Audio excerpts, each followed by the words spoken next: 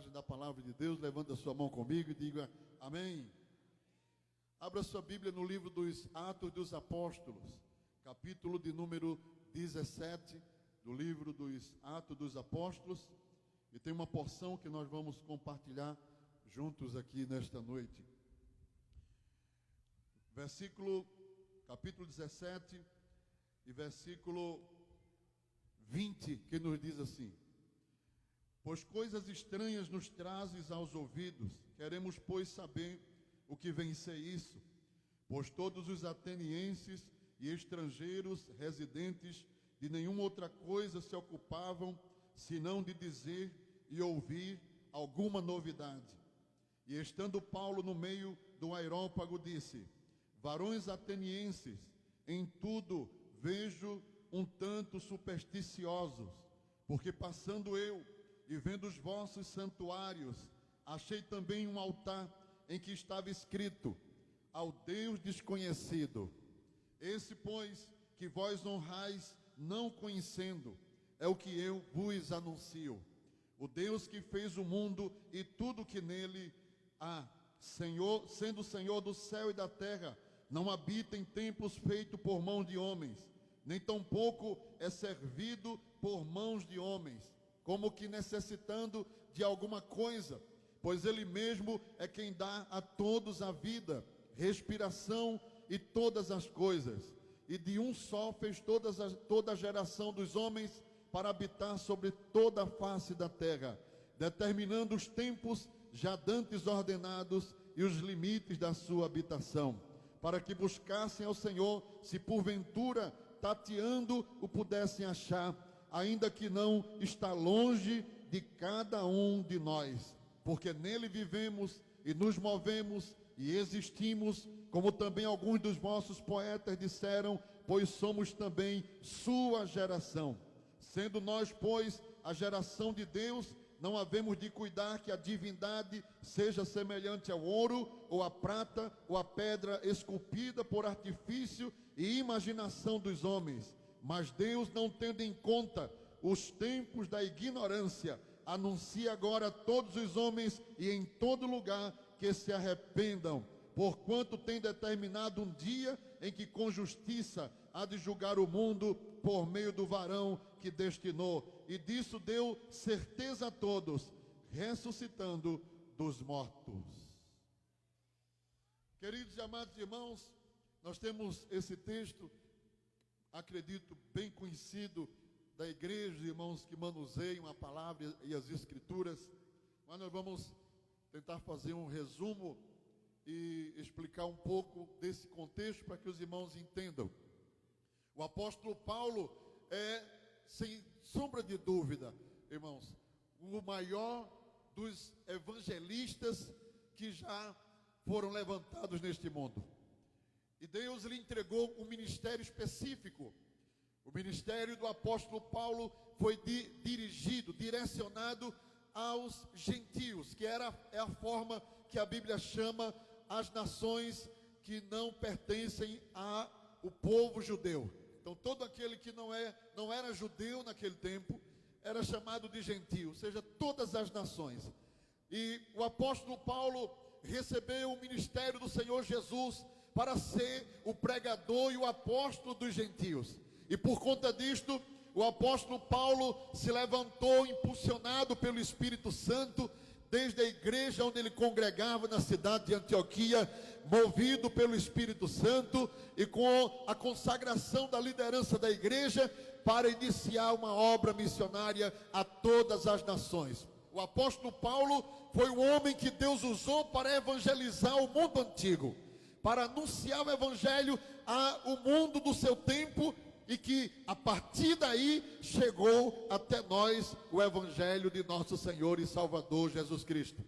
E nessa obra da evangelização, o apóstolo viajou muitas vezes de navio, a cavalo, a pé, de muitas maneiras, e em todos os lugares anunciava a palavra.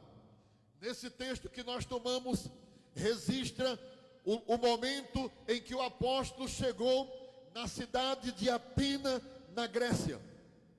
E estando naquela cidade, que nós conhecemos hoje como berço da filosofia, que nós conhecemos hoje como sendo o lugar onde houveram e passaram os maiores pensadores deste tempo.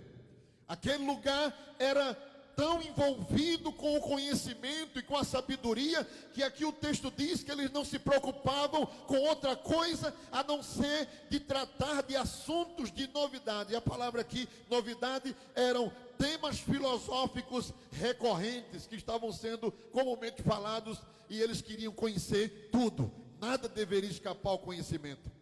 A Bíblia diz que eles se reuniam em praças como essas aqui, como lugares como esse, mas exclusivamente para discutir pontos filosóficos. Ali estava a nata do conhecimento, ali estava a nata do entendimento das coisas do mundo.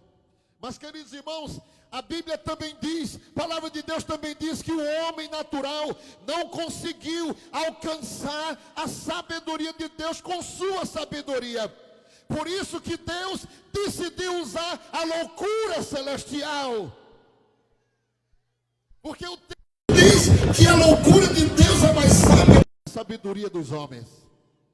Aleluia. E a palavra vai dizer na narrativa, eu estou resumindo aqui, porque nós não vamos tomar muito tempo, mas o suficiente. E o texto diz que Paulo andou naquela cidade, na cidade de Atenas, andou para todo lado. Mas ele não andava como um turista que admirava as construções, os prédios, o requinte daquela filosofia que eles abordavam continuadamente. Todos eram cultos, não havia ninguém ali indouto, todos eram cultos, dos menores aos maiores. Mas o apóstolo Paulo não se admirou com aquilo, não se encantou com aquilo.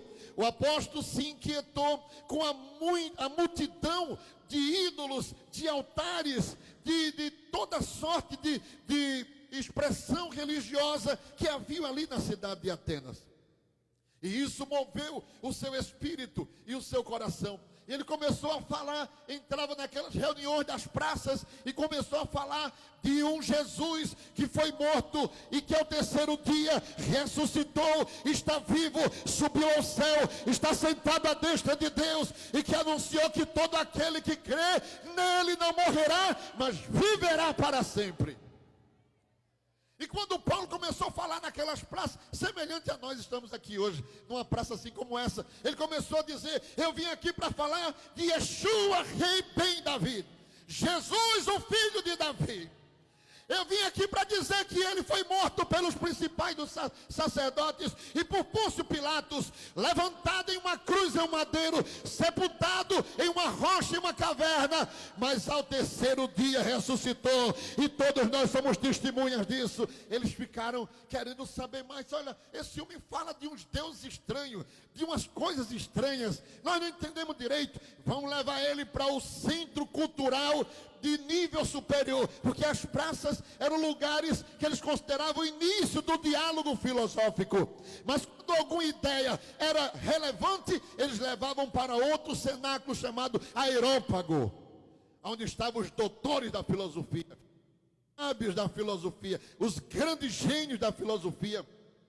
Tanto é que na praça eles disseram: quem é esse paroleiro? Quem é esse falador? E a palavra grega para essa expressão que deram a Paulo, de falador, no grego, ela se reportava a quem falava sem saber o que estava dizendo. É como quem diz assim: esse homem não produz conhecimento, ele deve ter ouvido alguém estar repetindo, feito um papagaio, mais ou menos assim, não é? E aí, vamos levar ele para um Areópago para que ele expresse aí aos doutores, aos grandes. E aí levaram Paulo para, vamos supor, né? Estamos aqui na praça e disseram: vamos levar ele lá para o Geraldão. Geraldão é o lugar onde está maior, um centro maior onde estão os doutores. E levaram Paulo para o Geraldão. Mas como Deus faz, né, irmão? Jesus é tremendo, né?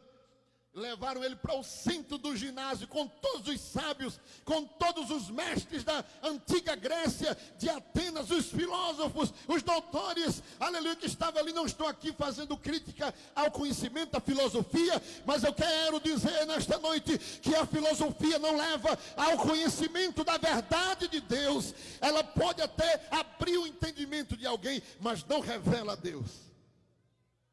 Aleluia.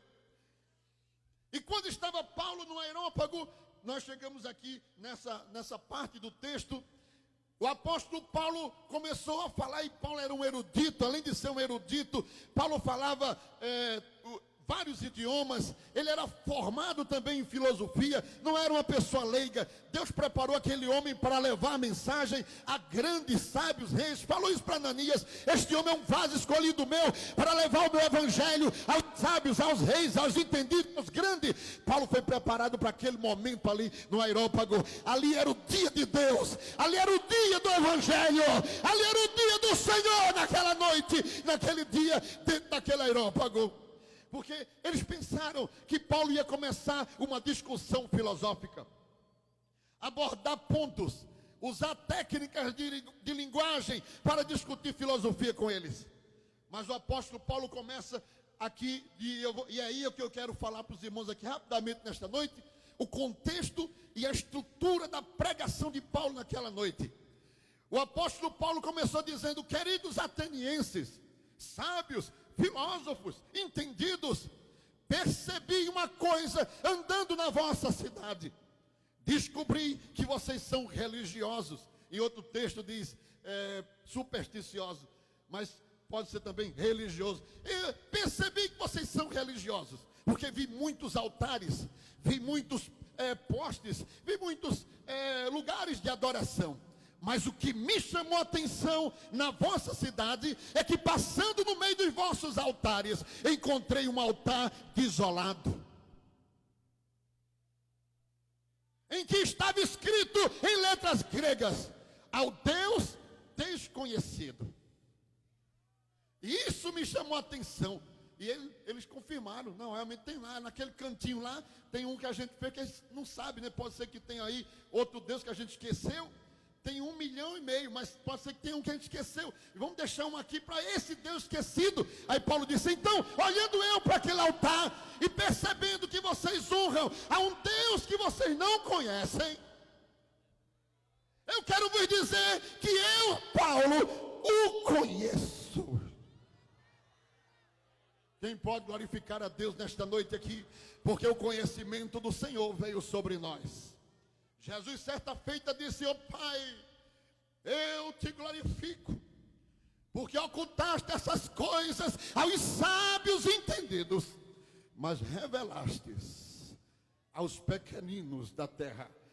Oh, glorifica o nome do Senhor nesta noite, porque Ele merece. Aleluia.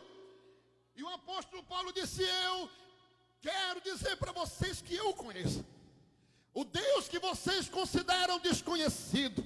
Ainda que a vossa sabedoria seja muita e a vossa filosofia seja abundante, não levou a colocar o nome do Deus verdadeiro naquela pedra, porque vocês não conhecem, porque a filosofia não leva ao conhecimento de Deus.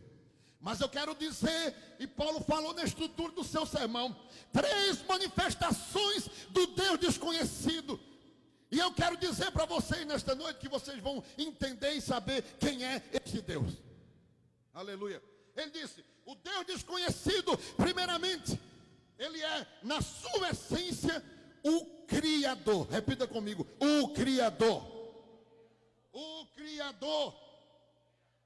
O versículo 24, repita comigo: o Deus que fez o mundo e tudo que nele há, sendo o Senhor do céu e da terra. Paulo começa a mensagem assim: o Deus que vocês não conhecem, Ele criou essa árvore, Ele criou esta lua, Ele criou essas estrelas, Ele criou o ar que vocês estão respirando, Ele criou o vento que está soprando, Ele criou estas águas do mar que estão atrás de nós, Ele criou os passarinhos, as aves, as feras, Ele criou tudo que existe. Ele é o Deus Criador, não há outro semelhante a Ele. No princípio estava com Deus e Ele fez todas as coisas. Essa é a primeira natureza do Deus desconhecido que vocês conhecem, que vocês não conhecem. Porque todo e qualquer Deus foi criado por alguém, foi feito pela mão de alguém, imaginado pela mão de alguém. Mas o apóstolo diz: o Deus que eu estou apresentando a vocês, o Deus verdadeiro que vocês não conhecem, Ele é o Criador de todas as coisas. Aleluia. Não habita em templos feitos por mãos de homens, nem tampouco é servido por mãos de homens, como que necessitando de alguma coisa, pois Ele mesmo é o que dá a todos a vida, a respiração e todas as coisas. Primeira característica de Deus é que ninguém consegue dizer que Ele deve alguma coisa a alguém. Você pode até dizer: eu não acredito em Deus, mas você deve a Ele a sua existência. Eu não acredito em Deus, mas depende do ar e do oxigênio que Ele prospera em nossa terra para nós respirarmos. Aleluia. Glória a Deus. Ele criou todas as coisas. Amém? Me faz lembrar, meus irmãos. Me permita, viu? Eu vou ficando bem à vontade aqui, daqui a pouco eu estou pulando. Me faz lembrar de uma coisa, de um professor, em um curso de física, que chegava todos os dias na sala e dizia: Deus não existe. Tudo foi obra do acaso e coincidentemente se organizou. E ele repetia constantemente. E havia naquela classe um irmão, um aluno, mas que era crente. Ele ficava calado, não queria entrar em contradição com o professor, e suportava aquilo, e suportava aquilo. Um dia, ele teve uma iniciativa. Ele se pôs a construir uma miniatura do sistema solar. O Sol, a Lua, os planetas, e aí consecutivamente. Só que em escala proporcional. Significa dizer, na mesma escala que os corpos celestes existem. Na mesma distância. Na mesma órbita. E ele marcou um dia do ano, ele marcou a hora, ele marcou o minuto exatamente em que aqueles corpos deveriam estar naquele horário, naquele dia. Um trabalho metódico, uma coisa assim, que gastou muito tempo, muito cálculo, muita pesquisa para montar aquilo do jeito que estava, algo impecável. Entende? Só que em forma em miniatura, o sistema solar funcionando. Ele chegou bem cedo, antes de todo mundo. Entrou na sala e colocou em cima da mesa do professor. E saiu e foi embora. E os alunos iam chegando na sala e quando olhavam ficavam espantados com aquilo. Eles conheciam de física, de astronomia, e eles viram que estava tudo metodicamente calculado, milímetro por milímetro, o tempo, o relógio, tudo. Quem fez? Que coisa extraordinária. E os alunos foram entrando. E passados alguns minutos, por último, chegou o professor. O professor chegou em silêncio, deu volta na mesa, pegou uma régua, começou a medir tudo, fez uns cálculos no quadro, e depois que ele calculou tudo, mediu, olhou, ele simplesmente começou a aplaudir. Levante-se o aluno que eu vou dar 10, que eu ainda não tinha visto alguém fazer algo desse jeito. E vocês sabem que eu sou exigente, mas eu quero que o aluno se levante para receber. E eu vou aplaudir de novo. Esse homem aplaudia um negócio do outro mundo. E o silêncio tomou conta da sala. Ninguém respondeu. Ninguém vai responder. Quem foi que fez isso aqui? No meio do silêncio, o aluno levantou. Professor, sim, isso foi obra do acaso. Professor, você diz que é obra do acaso? Você está louco? Eu medi, a lua tem que estar aqui nesse horário, nesse minuto. O sol tem que estar aqui, a terra, os planetas, está tudo cronometrado. Isso aqui levou tempo, noite. E você diz que foi por acaso? Alguém fez. Ele disse: professor, se o senhor não pode acreditar que isso foi por acaso, como o senhor quer ensinar a mim que a terra, o sol e a lua nasceram por um acaso? Eu quero dizer que Deus é o Criador do céu, da terra terra, do mar, das estrelas, da lua, do universo, o Criador de cada um de nós aqui nesta noite. Paulo apresentou o Deus Criador. Aleluia. Glória a Deus. O universo, irmãos, fisicamente falando, é um caos. É um caos, sim. Estrelas se chocam, planetas explodem, luas desaparecem, planetas evaporam, buracos negros consomem tudo. Se você dá uma voltinha no espaço, morre. A radiação te devora, você se acaba. Você sair um pouquinho da Terra, morre. Se acaba tudo. No meio do caos, aparece uma bolinha azul de águas tranquilas, de clima temperado.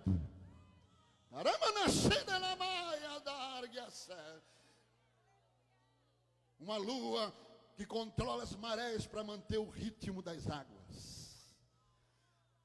Como alguém pode dizer a mim que foi por acaso? Ele criou o sol, criou a lua, criou as estrelas, criou o universo, criou os planetas, criou o sistema solar.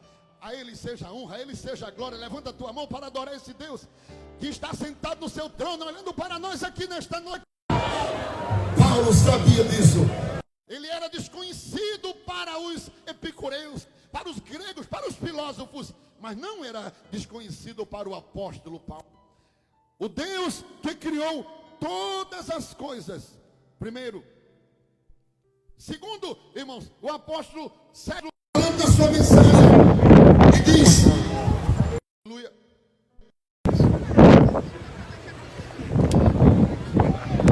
versículo 28, porque nele vivemos e nos movemos e existimos, como também alguns dos vossos poetas disseram. Diga, pois somos também sua geração. Paulo diz, primeiro, o Deus desconhecido, Ele é o Criador de todas as coisas. Segundo, o Deus desconhecido, que vocês não conhecem, Ele é um Deus imanente, invisível, é verdade, intocável, que preenche tudo e não é preenchido por ninguém. Ele está aqui, Ele está aqui, Ele está em cima, Ele está embaixo, Ele está na terra, no céu. Ele olha o universo, Ele olha as águas, debaixo das águas, profundeza das águas. O salmista disse, para onde me irei do teu espírito? Para onde fugirei da tua face? Se subir ao céu, tu aí estás. Se fizer no céu a minha cama e habitação, até aí a tua mão me guiará. Para onde me irei do teu espírito? Aleluia. Quem pode escapar dos olhos do Senhor? Quem pode dele? Não se pode limitá-lo, não se pode defini-lo, não se pode determinar. Ele habita na luz inacessível, onde jamais nenhum homem entrou. Ele disse a Moisés, ninguém pode ver o meu rosto. Demora. Ele não pode ser descrito, ele não pode ser definido. Ele não tem começo. Deus não tem começo. Aleluia. Nem as forças, nem o conhecimento, nem as matérias, nem nada que nós conhecemos pode conter Deus. Ele inventou uma tal de eternidade.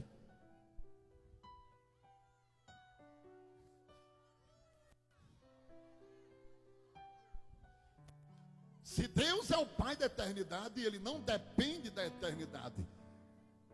Ele está acima do tempo. Você já imaginou isso? Deus, eu vou criar a eternidade. Deus não está dentro da eternidade, Ele está fora. Ele criou da mente dele. O Salmo 91 diz em hebraico que Ele é de eternidade em eternidade. Ali significa dizer que é como você colocar dois pontos e uma reta no meio. O primeiro ponto de partida é a eternidade. O último é a eternidade e o meio também é a eternidade. Como é que se explica isso? Aleluia! Paulo disse, nele nos movemos. Nele existimos. Oh, aleluia! Que Deus tremendo é esse! Que Deus tremendo é esse! Aleluia! do céu a palmos. Consegue colocar as águas da terra na concha da sua mão. Quem pode lhe ensinar alguma coisa se a sabedoria foi sua aluna? Oh, aleluia. A sabedoria sentou na cadeira para aprender de Deus. E o apóstolo diz que tão pouco é o que sabemos dele, porque tudo isso são as orlas dos seus vestidos. Ainda tem a roupa, ainda tem o manto, ainda tem a cobertura, ainda tem... Nós conhecemos só as orlas do seu vestido. Mas esse Deus tão grande que Isaías 45, 15 diz: tu és o Deus que te ocultas. Decidiu se revelar. E uma menininha estava passando para a escola dominical. Mais uma ilustração vou contar. Passando para a escola dominical, todo dia de manhã, ela passava com o irmãozinho pertinho da casa dela.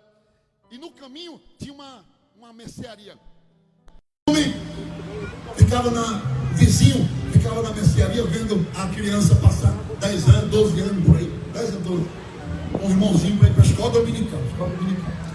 E ele colocou na cabeça e disse assim: o pai dessa menina inventou de colocar na mente dela que Deus existe, que é Deus, que Deus. Qualquer dia eu vou tirar isso também. Ele era vizinho, era perto. E um dia a menina foi passando para ir para a escola, e ele chamou: ei, bebê, vem cá. Aí ela veio e disse: olha, eu estou com umas dúvidas, assim, das coisas de Deus, eu queria que você tirasse a dúvida. Tudo engano, querendo enganar ela.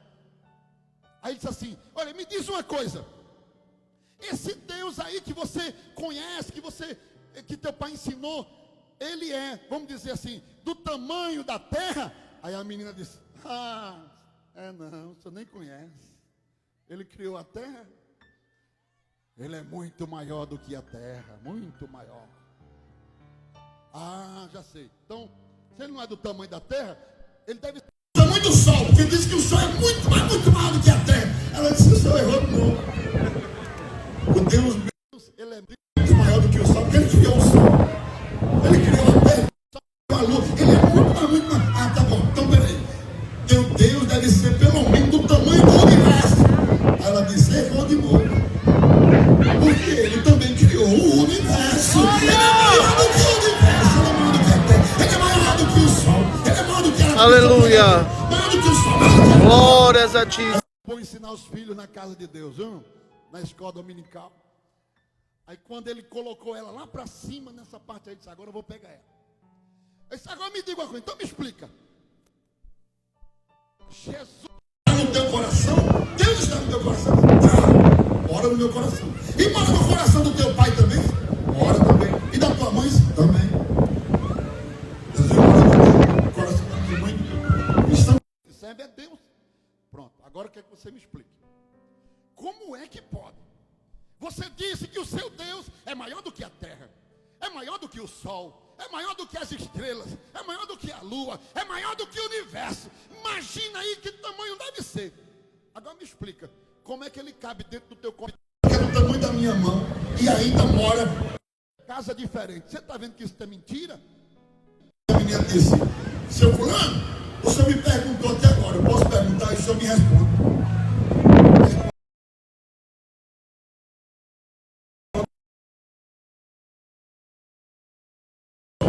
O que tem a ver com isso? Não, esqueça, responda.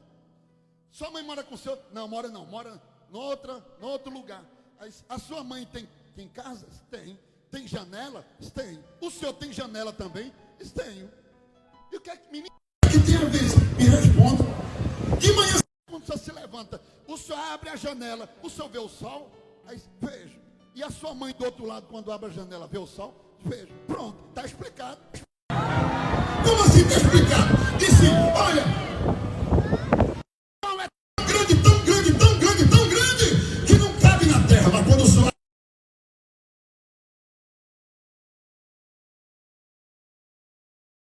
ele entra no coração, o outro lado também abriu, ele entra também. O outro abre, o outro ele entra também. Ele é grande.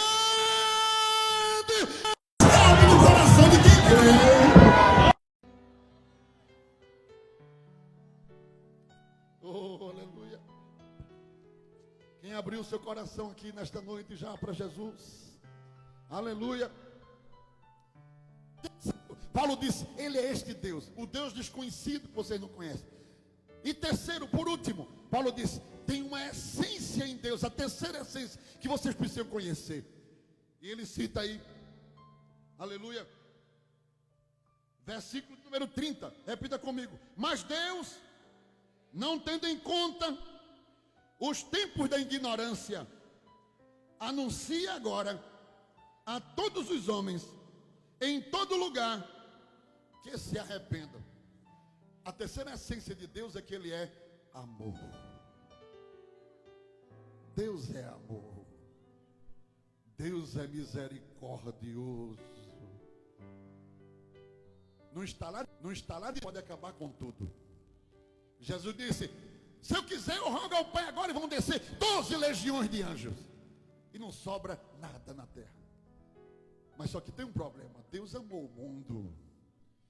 Deus amou o mundo de tal maneira que deu o seu Filho unigênito para que todo aquele que nele crê não pereça. E o texto diz, e Deus não leva em conta o tempo da ignorância, o tempo que nós não conhecíamos, assim como esses gregos que não conheciam a Deus. Ele diz, Paulo estava anunciando para eles, olha, Deus não leva em conta o tempo da ignorância. Se vocês a partir de hoje, porque ele diz assim, mas agora vos anuncia, agora, naquele tempo, naquele cenáculo, agora ele anuncia aos homens que se arrependem. Não importa onde você andou, não importa o que você fez, não importa o que você praticou, não importa a vida que você leva, não importa, Deus não leva em conta o tempo da ignorância, porque Ele é amor. Jesus se expressou em vários momentos. Ele disse, o Filho do Homem veio buscar e salvar o que se havia perdido. Criticavam ele porque estava comendo com os pecadores, publicanos, os fariseus. Ele disse, o médico não vem para tratar de quem tem saúde, o médico vem para tratar quem está enfermo. Assim o Filho do Homem veio buscar e salvar os que se achavam perdidos.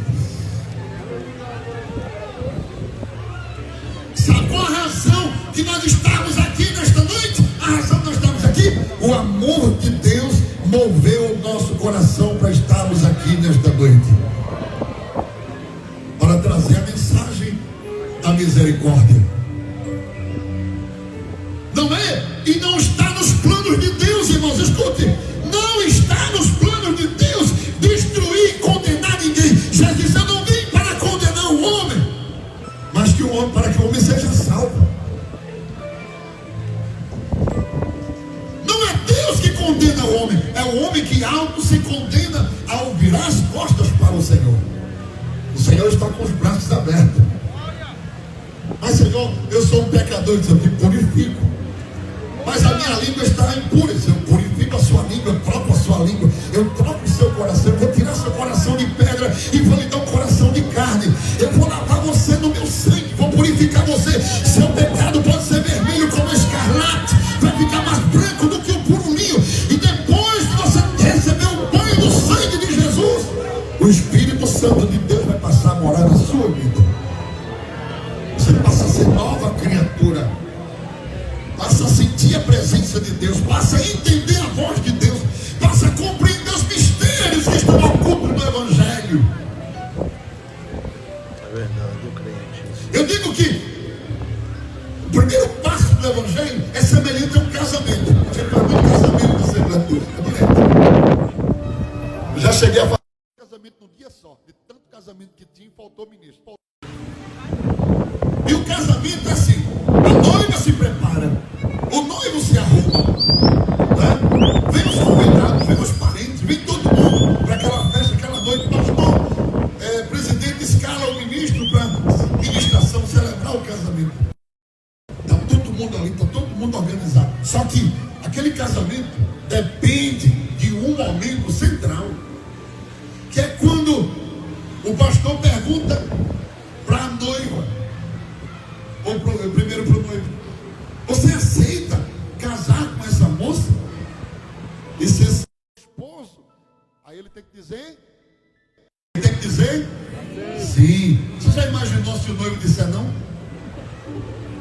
Você já imaginou se a noite disser não? Pode ter bolo, pode ter convidado, pode ter festa, pode ter todo mundo, pode ter o pastor. Ai, irmão, infelizmente ela disse não. Ele disse não, dá licença aí, eu pego minhas coisas e vou embora. Não tem casamento se não houver um. Sim. Sim. Jesus preparou a festa. Preparou o banquete. Preparou a ornamentação, chamou os convidados, chamou todo mundo.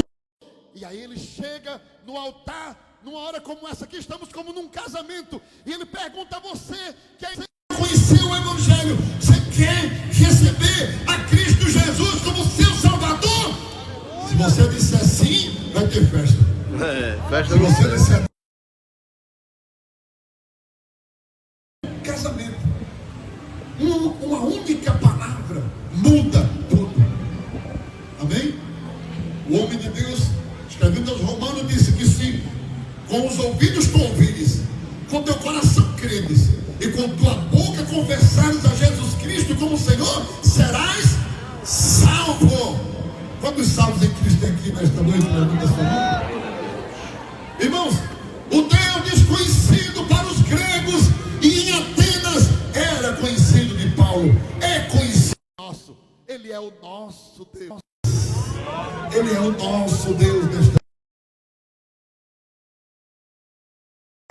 O Deus Criador do céu e da terra, Senhor dos vivos e dos mortos.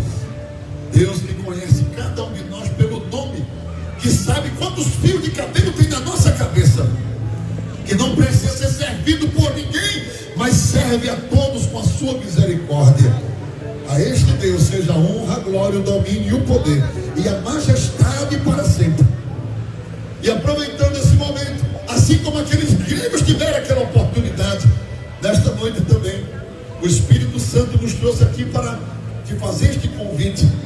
Você precisa entregar sua vida ao controle do Senhor Jesus. A palavra de Deus nos diz que só há um caminho, só há uma verdade, só há um mediador entre Deus e os homens, Jesus Cristo, o homem. Jesus é o mediador entre Deus e os homens. Não há outra forma, não há outra maneira, não há outro caminho. Não tem como chegar ao Pai a não ser pelo Filho. Jesus disse: eu sou o caminho, eu sou a verdade, eu sou a vida. Ninguém vem ao Pai a não ser por mim. Todos nós tomamos o caminho de crer no Senhor Jesus, de crer no Filho de Deus. Muitos de nós aqui, talvez, se alguém conhecesse antes, não acreditaria que nós estamos aqui nesta noite pregando o Evangelho. Mas Jesus é tão maravilhoso, Jesus é tão bom, Jesus é tão glorioso, como disse o apóstolo Paulo, que ele não leva em conta o tempo da ignorância, mas anuncia todos os homens que se arrependem. Então nesta noite eu te convido, você quer ser um crente em Jesus, quer entregar sua vida, nós queremos orar por você nesta noite. Nós queremos orar. Eu quero, quem vai cantar? Quem vai cantar? Aleluia, canção louvor. Vamos cantar aqui. Eu quero te convidar nesta noite. Olha, eu quero orar por você. Alguém orou por mim um dia? Alguém orou por mim? Esse momento é um momento, às vezes, difícil. A pessoa se envergonha muitas vezes, não quer sair do seu lugar. Não tem problema. Se você disser: eu não quero ir à frente, pastor, mas eu quero ser um crente, eu quero receber esse Deus criador do céu e da terra, esse Deus imanente, esse Deus misericordioso, que me amou, sendo eu ainda pecador. Se você quer, dá um sinal aí, e a gente vai orar por você assim mesmo, como você está. Mas olha, não deixa passar esta oportunidade, não deixa para amanhã, não deixa para depois. A nossa vida é muito curta, é muito limitada. Nós não garantimos que nós vamos estar aqui amanhã, nenhum de nós. O nosso chamado pode estar aí, logo aí pertinho. Precisamos estar bem com Deus, diante do Senhor. A nossa vida entregue nas mãos do Todo-Poderoso Deus de Jacó, Deus de Abraão, Isaac e Jacó. Onde está você nesta noite?